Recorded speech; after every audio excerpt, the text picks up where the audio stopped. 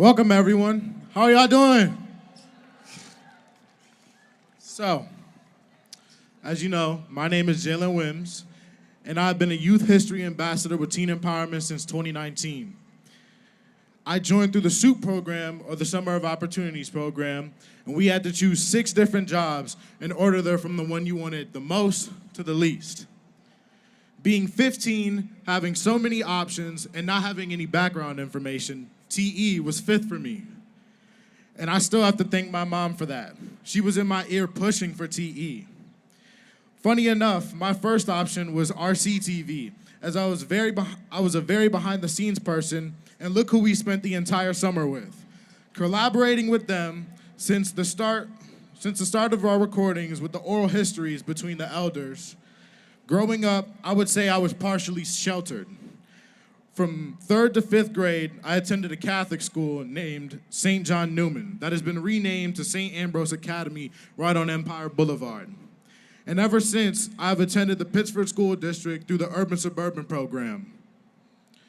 It was exhausting, though, putting on a facade every day to blend in with people that forget about you once you go home. I couldn't build strong, meant-to-last relationships that people carry over with them into their high school years. Coming from Pittsford has a negative stigma towards it, as well because the few peers that I had that lived near me said I was whitewashed. And at that age, I realized my mother's decision to put me into the Pittsford School District, but I think that has also subconsciously made me fear my own community. I was always told to stay out the street, avoid that street life. You know, the kids that hang on the block. I got lost in trying to find a balance between that code switch, and I had no idea who or what I was or what I wanted to be, simply because I didn't have anyone that I was comfortable with to be myself.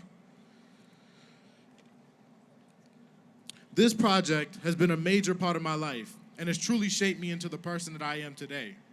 I've taken what I've learned and the skills that I've acquired and developed to promote positive change in my community. From the beginning, even our little feedback circle sessions, Teen Empowerment showed me that progress can only be made if you listen. I'm proud to call myself an activist, as I've been featured in many articles and news programs like the New York Times highlighting activism in the Rochester and Pittsford area.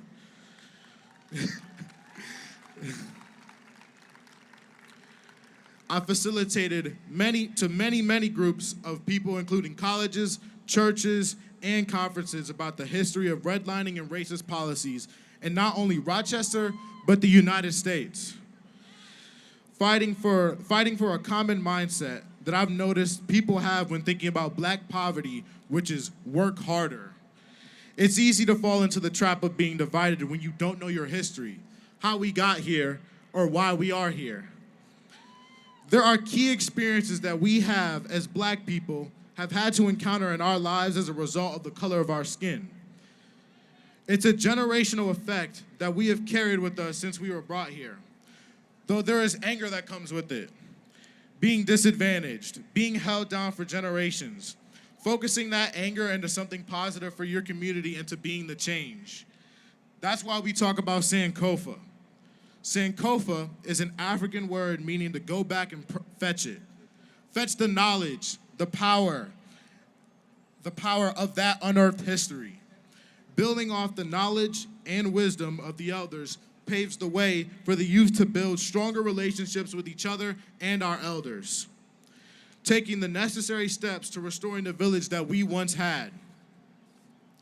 That's what I've learned from my conversations with Dr. Anderson, that our history is rich, and the importance not only of knowing it, but having pride in where we come from. A sense of honor and dignity in finding history with no boundaries, no setbacks, just the truth.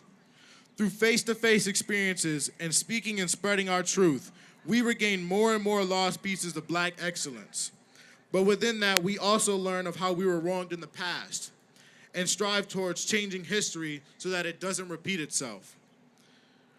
Dr. David Anderson was always very supportive of the youth as well. He always let us know that him and the elders are here as a resource for us. And all we have to do is reach out.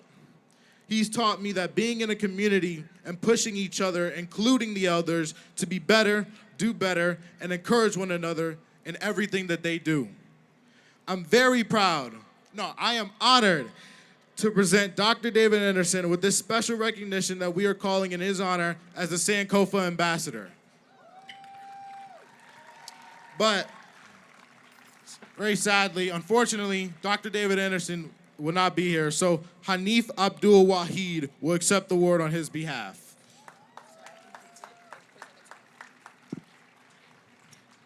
Thank you. Thank you.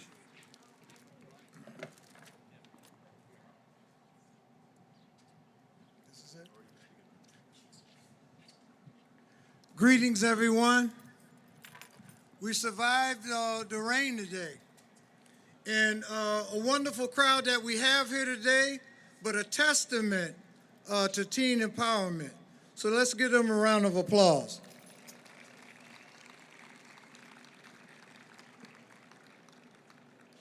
Give me 1 minute here.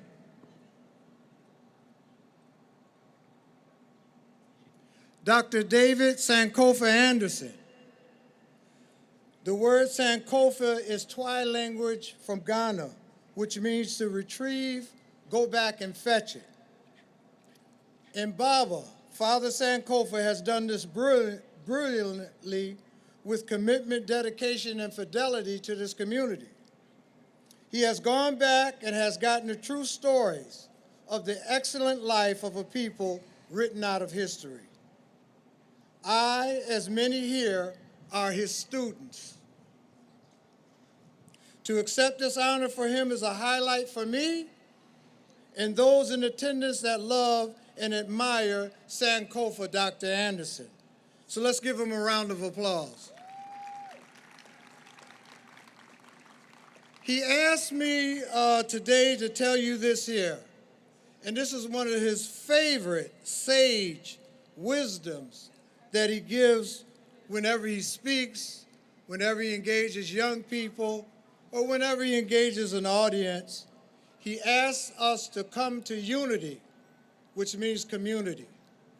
He has taught this his entire life in this wonderful city, bringing history alive and bringing us alive as people.